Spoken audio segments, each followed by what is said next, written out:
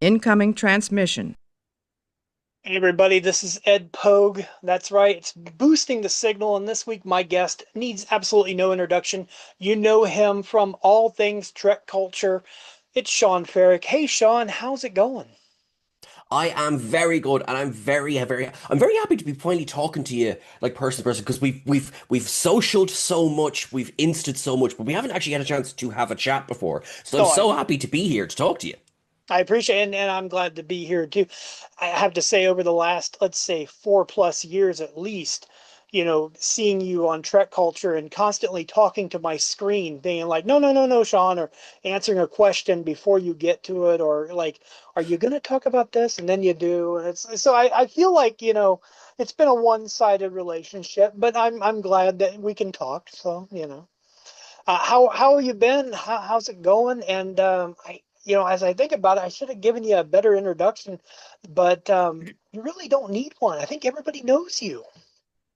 Well, mostly that's because of my crimes. So thankfully, like thanks to shows like, Europe's Most Wanted and all of those true crime documentaries. Yes, thankfully my name is out there. No, I'm very good. Thank you very much. I am like I'm really because obviously we're talking it's the start of December. We are just over a month away from Starfleet Academy, so we're getting new Star Trek soon. So I'm happy anyway.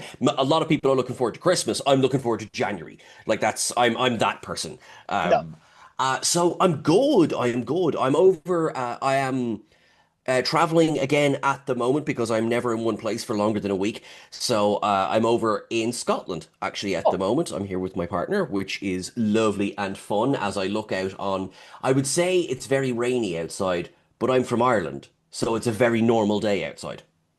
yeah, I'm from Ohio, and that's about the same thing here. It's always terrible weather, so just constantly. But hey, you're in Scotland, play some golf, whatever. Rain is good golf weather. I could try some golf. All right, I have a really pointless story that I'm going to tell you. I'm going to do it really, really quickly, okay? That's fine. So, when I was like say 11, 12, 13, I did a lot of the pitch and putt. It was fun. It was great. We had a course really close to the house. So, did that. Thought I knew what I was doing. I went for one round of golf with my grandfather. And it was down in, if for the golf enthusiasts out there, it was in the Rosslare golf course down in Wexford in Ireland. And we went, and I was so bad that after 9 holes, my grandfather threw in the towel. And he was just like, look, we've been here longer than most people who do 18. It's time to Wow. go. We're losing the light. And I'm like, it's just nice to be here. And that was the round of golf I have played in my life. Wow. Well, that's still probably more than me. So, other than putt putt, take we and I haven't even been putt putt. That's one of those things like it's weird to think about. And you got me thinking about it. I was like, I haven't done putt putt in probably 30 years. It's just but anyways, that's a whole golf thing. Anyways, Star Trek, how's it going? Yeah, I'm excited about Starfleet Academy. I watched your breakdown recently, which is old news by the time anybody sees this. But I watched your breakdown recently of the preview, the 4-minute preview. I loved it. I don't understand.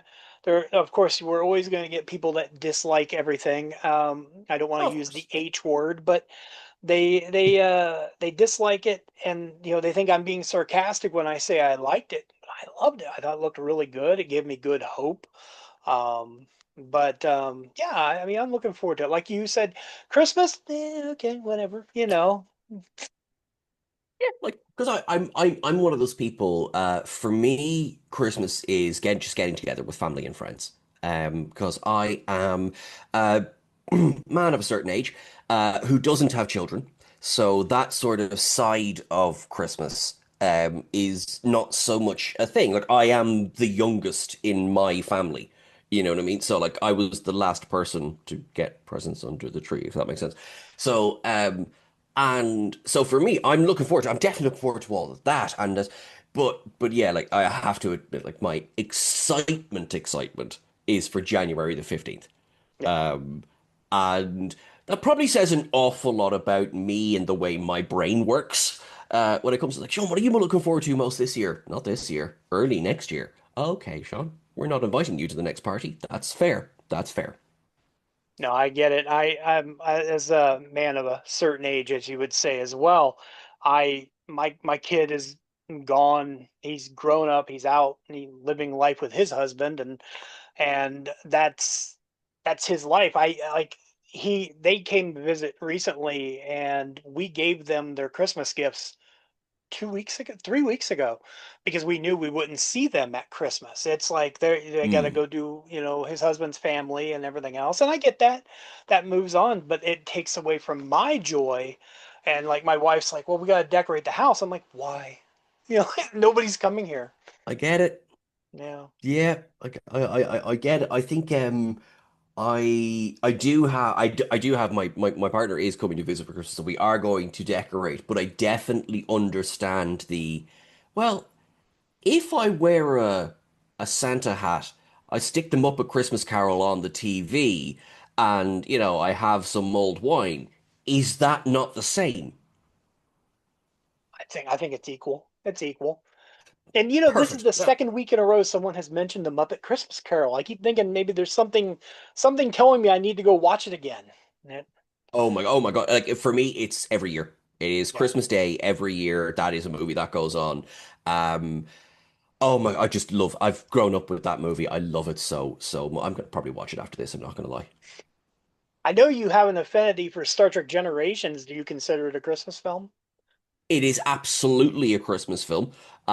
Because now I know the definition of Christmas film can be loose for a lot of people. For example, I'm Die Hard is a Christmas film.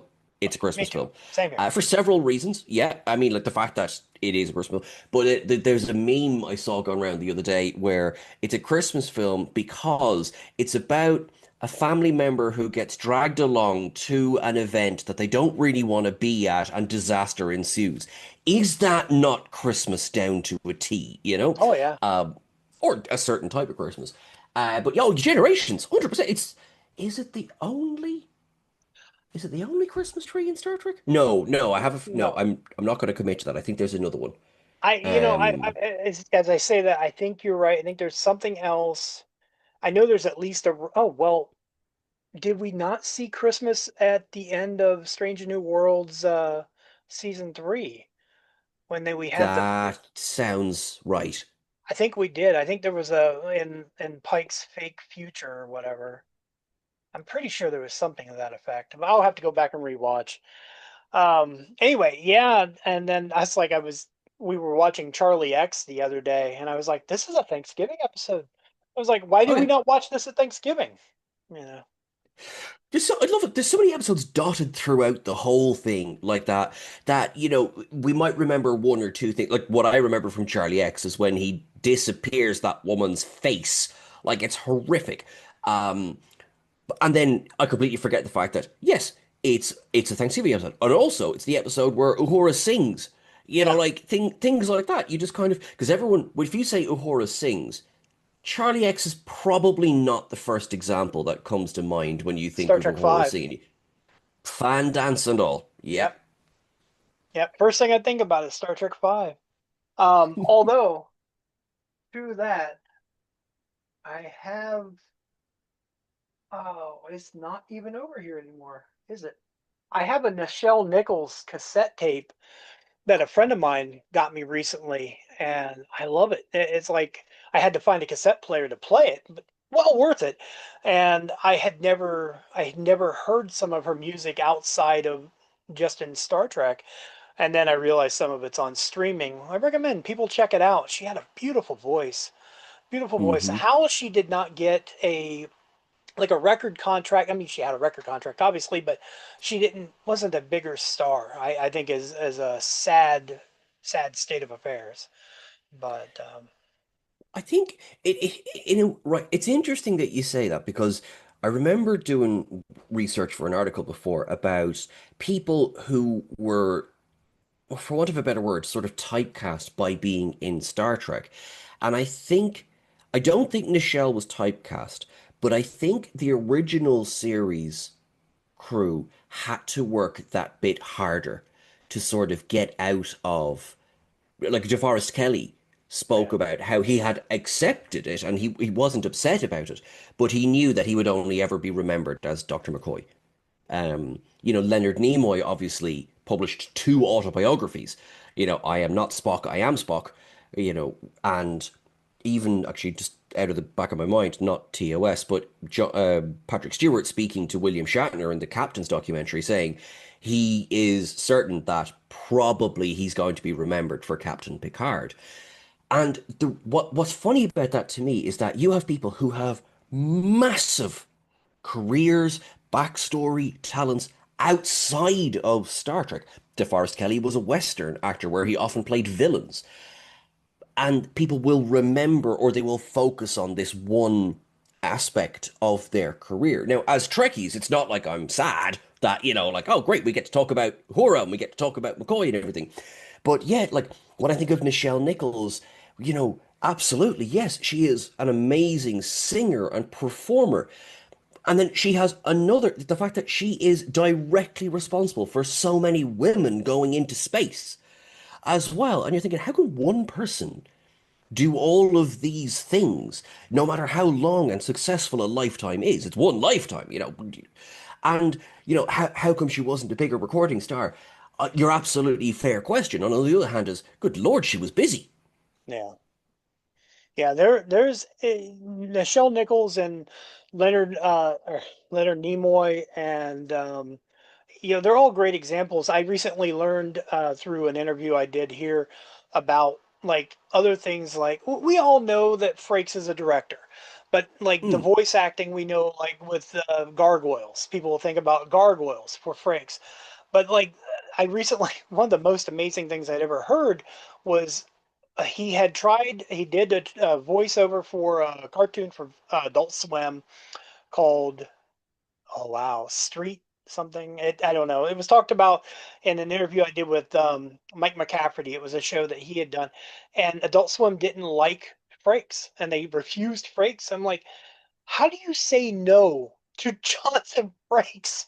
And right? then but then even to that effect, I mean, like I recently Michael Rosenbaum talked to him and I found out about how he was in that album that he had done where he had performed and it wasn't used and just like how do you say no to Frakes? But and for me, I always think about him on Sybil. Like if outside of Star Trek, I go to Frakes on Sybil. That's like and even then, that's Star Trek Do, you, related.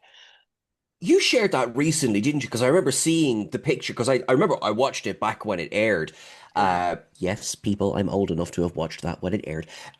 Did you share that recently, that scene? It was not me that shared it, but I did reshare that share. I'm always trying to Okay. help other people boost their signal as it. But yeah, it was when I saw that it brought back the memories. It's like, and I know like if I Sybil is in the same I'd say not classification, but I'd say right up there with like Golden Girls. I'll put it on as like just background. Mm. So it's amazing, and like I've probably gone through Golden Girls more times than I've gone through Sybil, but still, but um, watch Golden Girls, people. I just finished my first ever watch through of Golden Girls What'd you quite think? recently. I loved it. How did they get away with some of the stuff they got away with in the late 80s and early 90s? I'm watching this going like, you wouldn't get away with that today. Did you watch Golden Palace afterwards? I've seen a bit of it. I've started it. Okay. Yeah. So and I know in myself I'm like I need to give it a chance because I miss B Arthur, Yeah. obviously. Now I know she does turn up in it, but yeah, I need to just sit down and go, right, okay, Sean, this is different. This is the next generation to the original series. It's you're Yeah. allowed to have things that are shaped differently and look different. Plus Don Cheadle is fantastic in everything he ever does. So Oh yeah. Oh yeah. Well, that's I didn't Alice. I don't know if you ever watched Alice when you were a kid, but Alice, I think they did a spinoff too, where it was like Mel's Diner or something afterwards, and it didn't last as long. But I think it's because you miss the characters and stuff like that, and I think that's probably what hurt Next Generation at first when it first started. Like we big did, time. we were expecting Spock, Kirk, and McCoy, and we didn't have Spock, Kirk, and McCoy.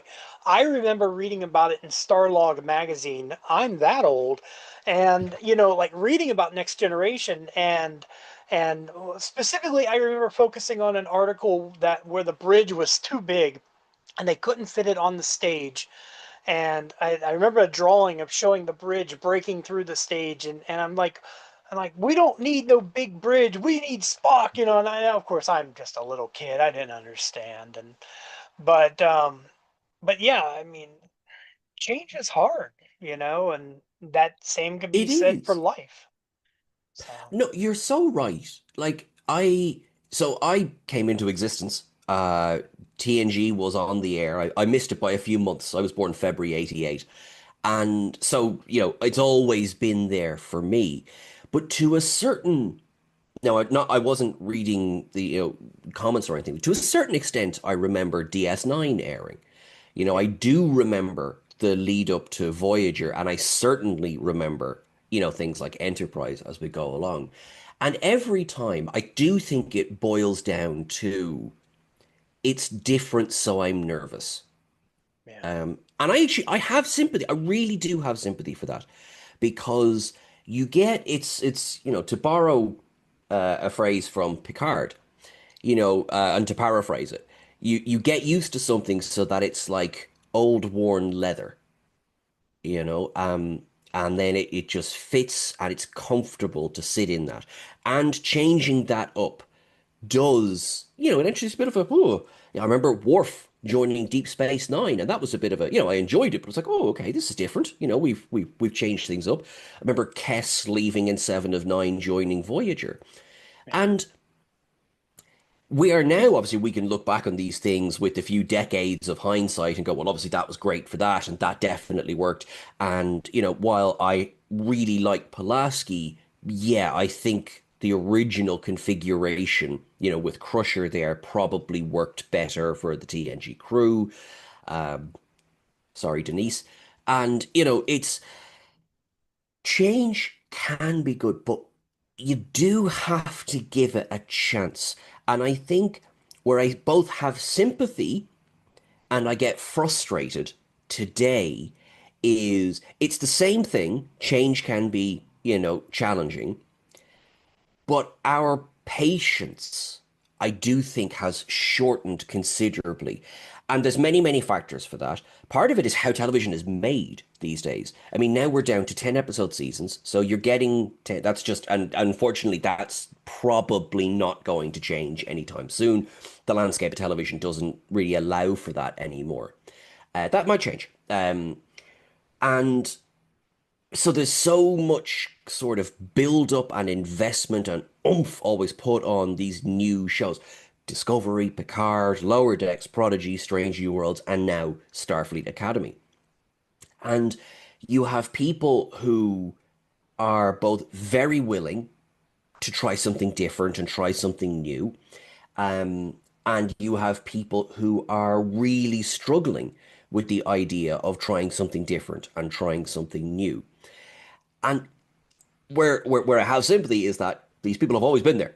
Like you said, in Starlog magazine, I've read some of those articles like this'll never take off. What do you mean? There's no Vulcan on the bridge. This is awful, awful. And then what do you mean they're gonna sit on a space station and not go anywhere? They're not Star Trekking. This is, and so on and so on. yeah, And, then those shows go on to be beloved in their own right. I, we are facing that now. I think we are still, even though it's finished, still dealing with that a little bit with Discovery because Discovery, and I say this with all the love, Discovery wore its difference on its sleeve. It really did, and I think it challenged people. And it came out at a time when, yeah, patience was quite a bit shorter. So all of this to say. You mentioned that clip of Starfleet Academy came out. And I want to focus on the positive. I have seen quite a lot of people go, oh, now the trailer didn't do it for me. The poster didn't do it for me. But actually now having seen footage from it, I'm coming around a little bit. And I've started to see more and more of that, which I'm like, great. My only vested interest in this is that I am a Trekkie and I want there to be more Star Trek. Yeah. So that's my vested interest. So I want everyone to enjoy as much Star Trek as possible, so they keep making it. Um, I like the poster. I thought it was tongue in cheek. I don't know if that was their intention or not, but I thought it was kind of funny. And to me, it reminded me of Boyhood, the Richard oh Linklater yeah. film. That was the first thing I thought of. Everybody was like, "Oh, 90210." It's like I never thought about 90210, but I do have a thought. I'm a podcast guy. I'm all over the place. So I'm always listening and watching Michael Rosenbaum, Inside of You with Michael Rosenbaum. Mm. And he had, oh, what is his name? Brian Austin Green. He had him Oh on yeah. his show recently. And he said something that I didn't know. Okay, so like when 90210 was starting, we're talking like late 80s or whatever. And I guess there was Oh articles in yeah. newspapers, and I looked it up and verified this. People didn't expect it to work because nobody cared about a little city in California called Beverly Hills. And it's like now it's the name is said with reverence, you hear it, you think of, things that are, decadent and so on and so forth. And so I thought about that, and that quote has stuck with me because I'm thinking about Starfleet Academy. I think about the poster. I Mm. think about the homage to 90210, and I think maybe one day we're going to look back and maybe Starfleet Academy can be a word that's said with reverence and not with disdain or trepidation. So that's my hope.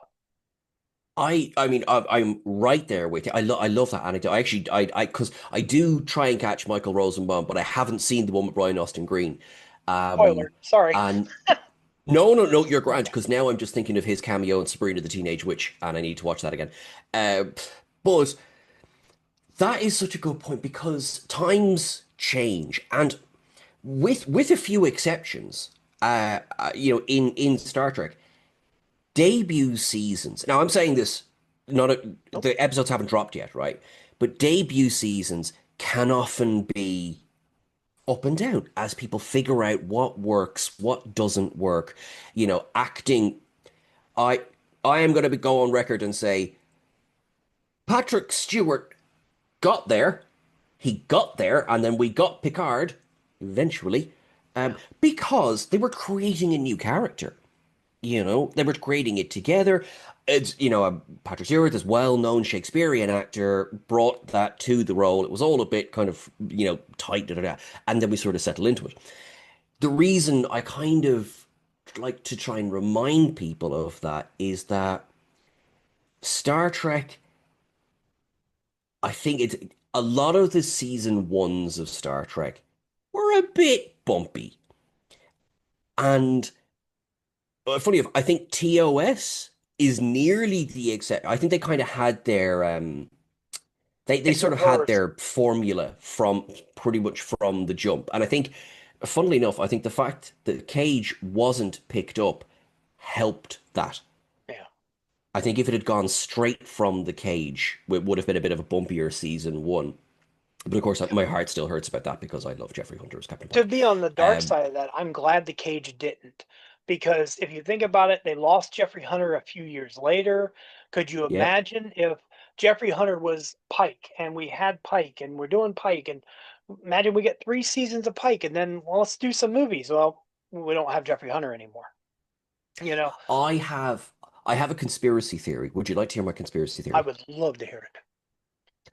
I think the fact that he wasn't in Star Trek contributed to his death. Really? And my theory behind that is that so he does the cage and the cage is not picked up. And then it is well documented that his wife turned down for on his behalf without checking with him that no, he wouldn't return for Where No Man Has Gone Before. Now, this was Huh. quite early on in the process for that. When they were told do another pilot, it wasn't do another pilot without Pike. It was do another pilot.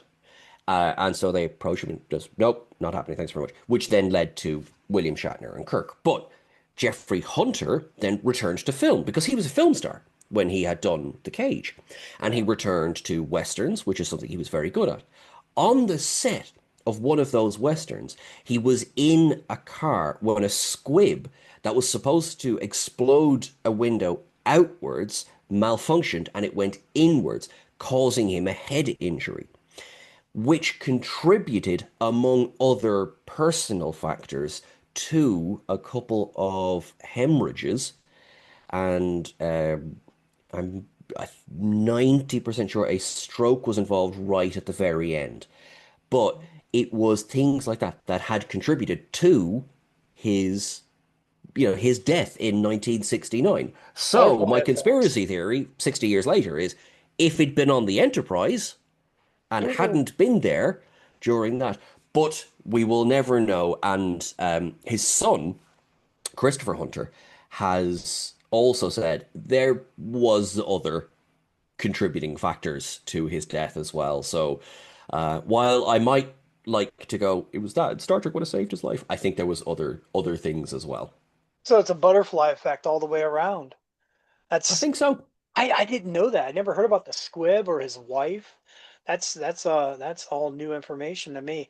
Now, see, you talk about earlier. You were talking about you doing the research for things, and I can okay. Just out of curiosity, and you if you don't want to go inside baseball or spoil anything, you don't have to.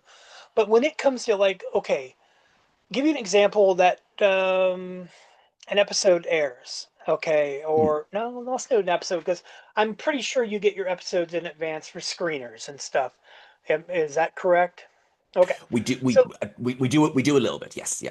so let's go with something that's breaking news, like the preview, and you got to do some research or whatever. How I mean, like, how much time do you have? Is there a are you put on a clock? So I'm going to use the pre right. So the preview. I'm delighted you brought that up because that is a special case, right? Okay. So here was my Saturday night, Sunday morning from my perspective. So I knew I was traveling on Sunday morning, right? I had a very early flight, and I'm about a 2 hour drive from the airport. So I went to bed early on Saturday. So I think I went to bed at 9, half 9. And then I set my alarm to wake me up at 2 a.m., which would have given me plenty of time to jump in the car and get to the airport. No problem. My flight was at 6 a.m. But just as it was sort of a bad night's sleep. And when you're kind of, you have to get up, it's kind of hard to fall asleep. So as it happens, I woke up at 1 like that. It was as if I'd taken a shot of coffee. And I went, all right, I'm awake now. Lying in bed thinking, do you know what I might do? I might get up, do a little bit of admin. And then I picked up my phone. And of course, it was blowing up because this clip had just dropped. So I went, right, well, I know I'm going to do a breakdown of this, but I also know that as soon as I get in the car, it's going to be minimum 5 and a bit hours until I can sit down and break it down. So woke up at 1 a.m. I was in the car at 2:30 a.m. with the thing filmed and uploaded. Wow. So the only reason I was able to do that, one is because I woke up so awake, but because it's brilliant, it's fun. And a lot of it was what you saw on the screen. Sometimes you get a trailer and it's like, we're going to be hours picking through the Easter eggs for this one. Yeah. But that one specifically, so that was very, very, very, very short turnaround time. So I'd say, yeah, from hitting play on the clip to walking out the door, maybe an hour and 20. Um, and thank goodness it was 4 minute clip and not the full episode. I would still be there. Um, but yeah, if it's something, you know, uh, back before we got, so you're right, we do now get screeners, and thank you very much to the people who send them to us. But that's not always been the case. So some episodes of Lower Decks have been challenging, particularly the one with the Collector's Museum. It was a Oh lot of yeah. fun to do, but my Cetacean Ops was goodness. fun in that one. I had so much fun doing it, but myself and my editor were like, every time we thought we were done, we saw something else. We're like, oh, did you see the novel of the Hotel Royale? No, I didn't. What timestamp is that? And it was a lot of fun. But of course, that was one that was released. We got it as everyone got it. And you still want to try and hit your, as much as possible, we want to get the ups and downs out on the day of release because you want to be a part of the conversation. That's what the push is about. You do this, you understand how it's like, like if you're a few minutes behind somebody else, then Yeah. it's the annoying part of what we do is trying to get out as quickly as possible. But that one was a bit like, now, are you sure we're done? It's been 9 hours. Are you sure? I've actually found three more. Oh, for the love of... And it's just a process and it's fun. And, you have to be as mad as a box of hammers to do it. Well, I kind of love it when that happens in a little bit of a way because then you'll cut in with you can tell Sean's in a different location and it's like, all right, like I missed this one, it's like, and it's like, okay, because I'll be watching like Cetacean Ops. I look forward to Cetacean Ops on anything because it's like, I want to see if you caught it, what did you catch? And then it's I started to realize that you were doing the screeners because I was like, okay, so I'm gonna message you about this, and I was like, did you catch it? And I'm like, oh, wait a minute. This has been recorded long before I'm even watching it, and it's like, so I'm thinking, all right, maybe it's pointless to do that to that No, effect. never pointless. Well, but I'll try and jump in on the lives in the live chat and drop it in somewhere in there, just in case, or occasionally I'll see that message, just wait, like just be patient, I but yeah. Sean, did you freeze on me? Oh, there you are. Ah, okay. I'm sorry. I I'm think having a we, little. we I think we're back now. I think we're back. There we go. Yeah, it's telling me my internet is unstable. How dare it? Urgh. But that happens. No, I know what it's like to record things early and try to save it for later. Like I interviewed Matthew Jennings from the I love 1701 him. Blur. Yeah, he gives you a shout out in the episode. He's so But lovely. it'll air next week. It will have already aired by the time people see this, but it will air next week. And we recorded this weeks and weeks ago. And then I saw he was on another episode of another podcast, and I asked him, I was like, "When did you record that?" Oh, just the other day. I'm like, "Yeah, you beat me." Yeah, he's like, "Even though I did mine weeks ago, you still beat me." But yeah, heck of a nice guy. Because I was looking forward to the second season of a Blurred Story, which is he's working on. So it's a good interview. Hopefully you check it out. Like I said, there's a shout out to Oh, you and the Sci-Fi Sisters. So they're lovely as well. I was actually just it, listening to them as I was walking to the shop there earlier on. I was listening to their interview with the girls from Resident Alien. I started it and I had to go and I haven't been able to finish it, so I'm going back to that one. But yeah, I was really impressed that they were able to get them, and I miss Resident Alien. I hate that we're not going to get more. I enjoyed that show. So that's going to be a I've done 3 seasons, so it's like I haven't seen the oh, final season yet, but I've seen the first well, I three won't. and I really enjoy it. No spoiler, obviously. But so outside of Star Trek, let's take Star Trek out of the equation. And obviously, do I know just for a second, do you have something in your life that is all consuming to you that you just would love to talk about? Is there something that people are like, oh, here comes Sean, he's going to talk about Star Trek, and you're like, no, not today, it's going to be this, you know? That's funny because I mean, obviously Star Trek is my number one. Um, but I'm a big fan of horror. I really do enjoy horror. Really? And every I really like Schitt's Creek. Because I've a good few comfort shows. I do tend to exist mostly in film and television.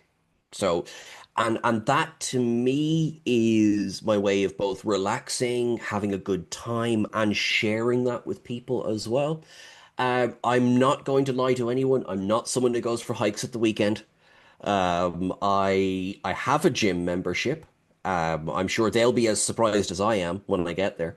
Um, and I think a lot of the things outside of Trek that I do is try to keep my relationships with people going because, get the tiny violin ready here.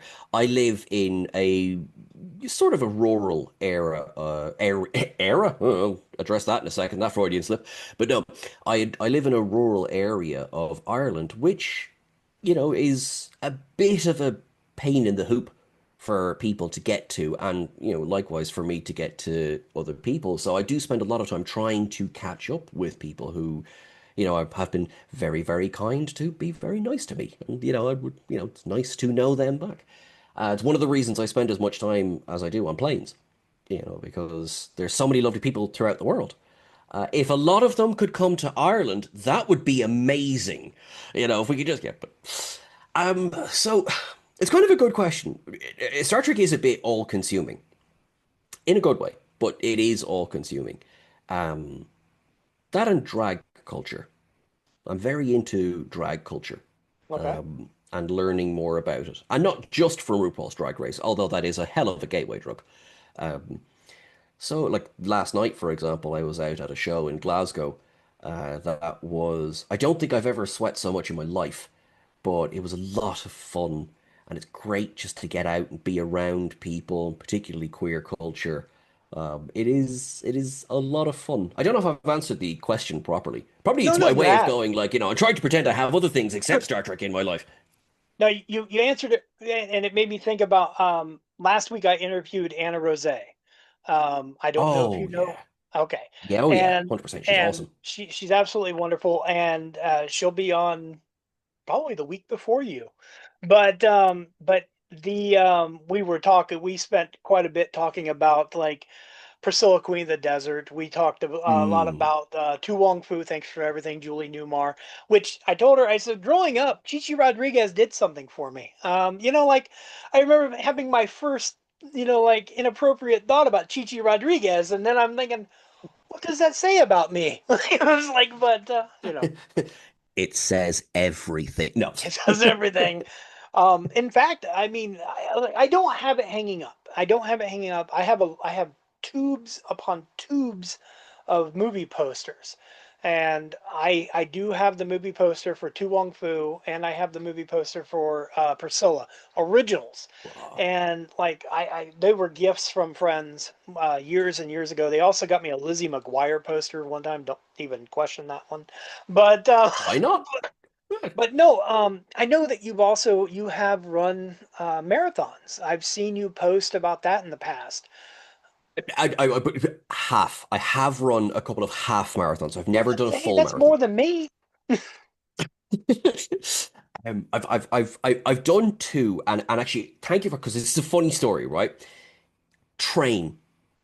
train for it. Don't do what I did the first time around, which was I had done a few 10Ks. I had built up to 10Ks, and this was just during lockdown, and I was, obviously desperate to get outside the house, and it stuck on a playlist, and I kind of calculated, right, what would be the distance of a half. I think I had managed to do 15 at that point, right? So I was feeling pretty like, listen, I can do this, So You what is got it? this. Half marathon, 23 kilometers. Yeah, it's fine, it's fine, fine.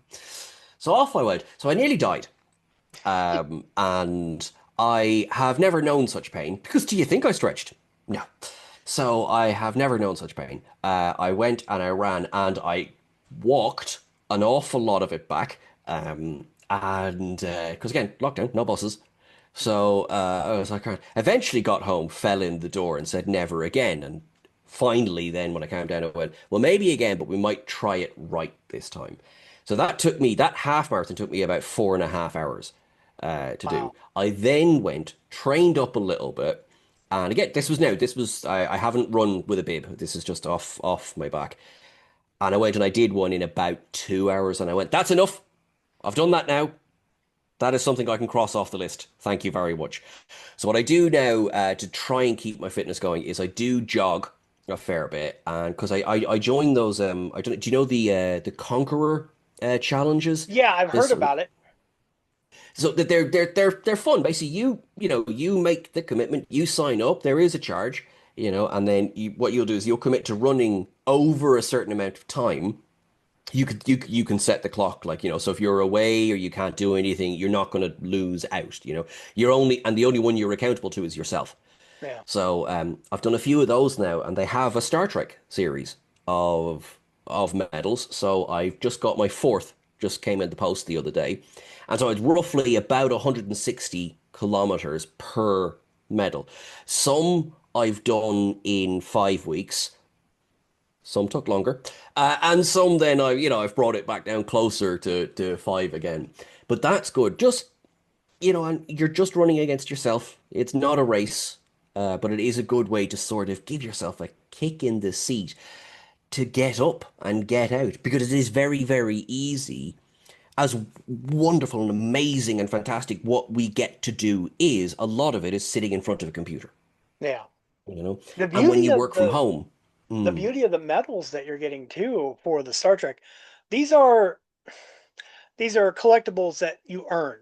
So I mean, it's yeah, it's sure there's going to be somebody on the secondary market going out and buying them and saying, "Look what I did." But at the same time, if you know that you've done it, then it's an accomplishment that you can hold with you, and I can appreciate that even more. I know I could never do it. I love seeing them.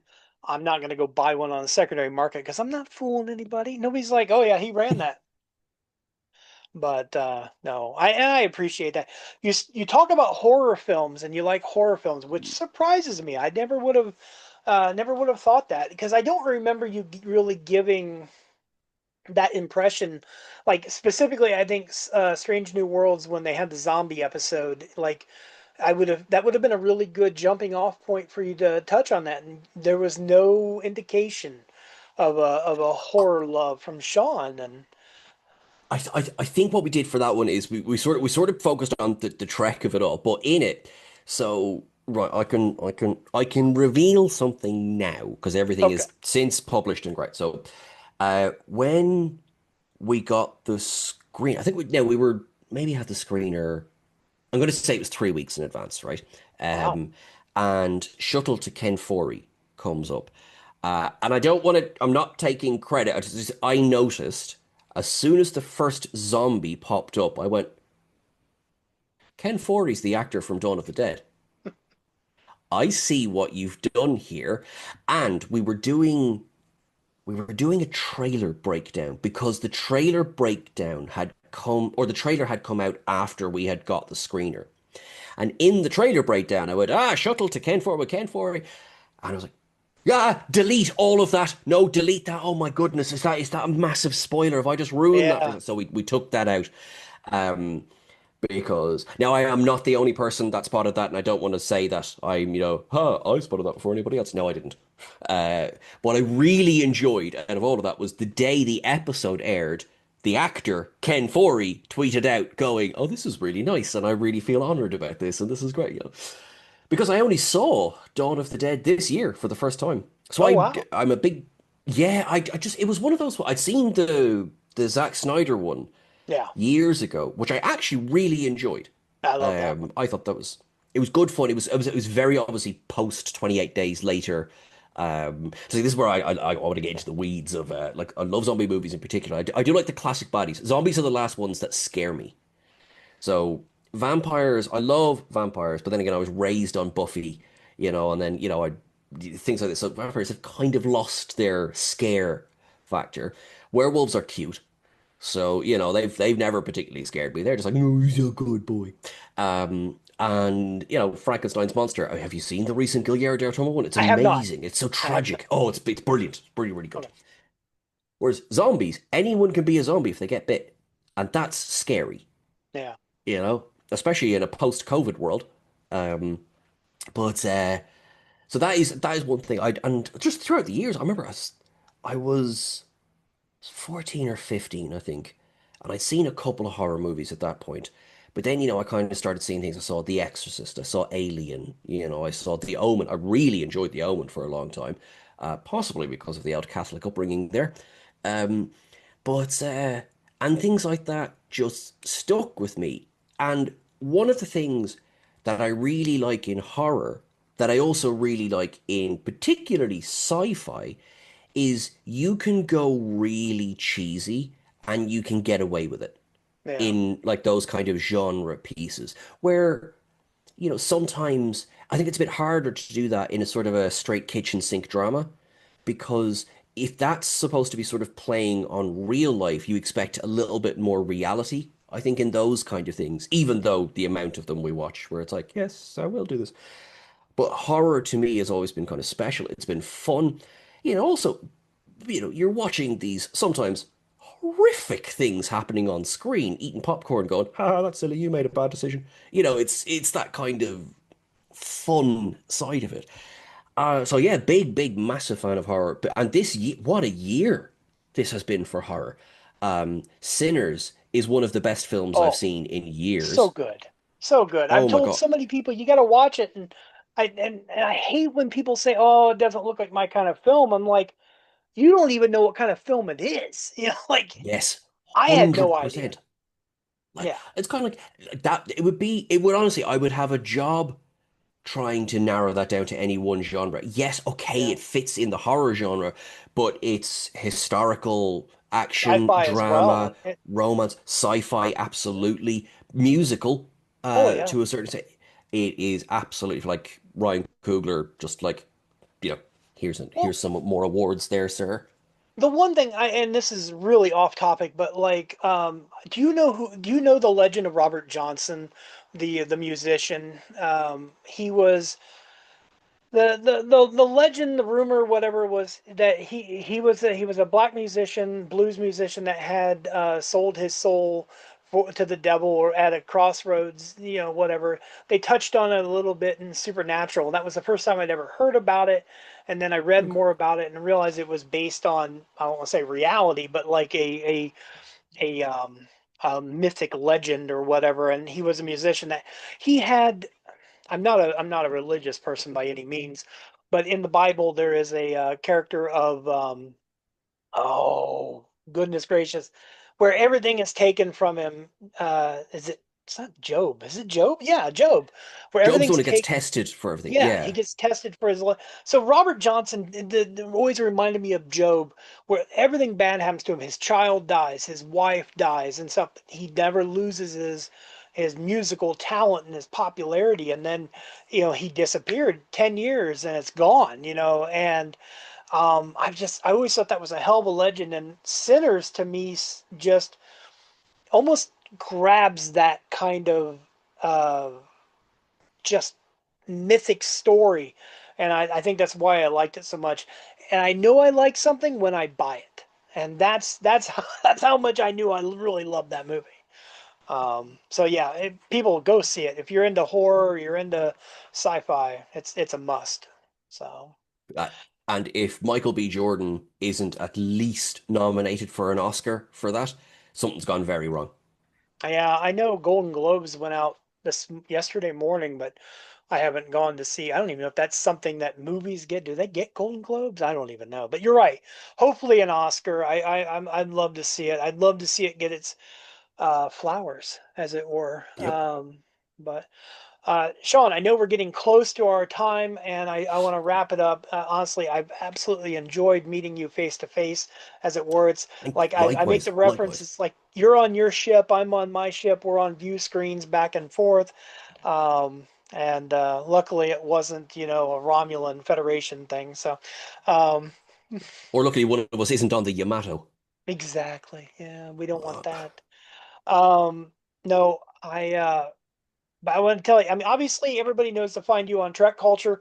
They have 336,000 followers currently on YouTube, and they need more. Okay, we need to get thank them up you. to 7 million. I don't understand That would why. be awesome. Exactly. I mean, Trek Culture is definitely one of my favorite places to go. I love everything what Thank you. culture. I'm not trying to, you know, go on, the down the rabbit hole, but like Who Culture, Ellie is amazing on Who Culture. And then I like I messaged her yesterday because she's doing the ups and downs for the land, the battle, or the war between the land and the sea. We can't watch it here yet, and it's like, Yes. and I'm Yeah. like, "Ah, I can't watch it, and I really want to so much." And I told her, I said, but I'm If anyone glad. was wondering why I'm in the UK at the moment, there might have been a timing thing Maybe, so that maybe I can watch it. but thankfully the ups and downs will be there when I ever I get to it, and that's the beauty of it is you can always go back, and that's the one thing that's really great about the stuff that you guys put out is, even if you're getting into TNG, or you're getting into for the retro ups and downs, or you're getting into lower decks now, you can go back and those ups and downs are there, and you might go down that rabbit hole. And I love that. I love that you can watch Sean's hair change constantly, and I'm glad you said it. Yeah. my There's a mom makes couple I reference to can't. mine. Oh, you got a haircut, I'm like, yeah. There's a few where, obviously I kind of woke up and went, I just can't with the hair today, and just yeah. There's one or two where I take it right back down to the skull, and I had people messaging me going, "Are you okay?" So no, no, I'm fine. I'm fine. I just made a decision. Yeah. I think my Uh, favorite Sean Ferrick time period was when your face was sunburned from going to yeah, from going to the Rock. from walking through a sunbeam. No, Yeah, and it's just, and I'm like, I'm wondering, like, how long is that gonna stay? It's like you're gonna have a nice base coat. That's all that mattered. yeah, Forever I base remember coat. the only time in my life I've met Michelle Hurd, and she was so kind, and I was like, "Can I get a picture?" She said, "Of course," and we took a selfie, and I'm like, "I look like a basted chicken next to this absolute goddess." And right, well, I'm still love the picture because she's in it, but yeah, that was. If you're going near the Vasquez Rocks in the desert, maybe wear sun cream. Yeah. Oh yeah. I was so happy for you though when that was happening. I was so happy. All the things you were sharing, you were going to the premiere, you were hanging out with Jesse and everything else. Just amazing, amazing footage, amazing stuff. I know I speak for everyone when I say that we appreciate everything that you and Tom and Ellie and everyone at Trek Culture do. You're all amazing, and thank you. Thank you, Ed. Thank you so much. And I appreciate your time and coming on here. I hope you have a wonderful holiday and everything that with where you're at, and maybe get some golf in. I'll try. I'll try to do better than the last time I played golf. Yeah, well, if it's under 6 hours, you're doing good. So I think the same way about a half marathon. there you go. All right. Well, Sean, thank you, and I will hopefully talk to you again some other time. If nothing else, I'm going to be watching your ups and downs for, Starfleet Academy, and I look forward to it. Excellent. So, Thank you so much, Ed. You're a star. thank you as well. Thank you.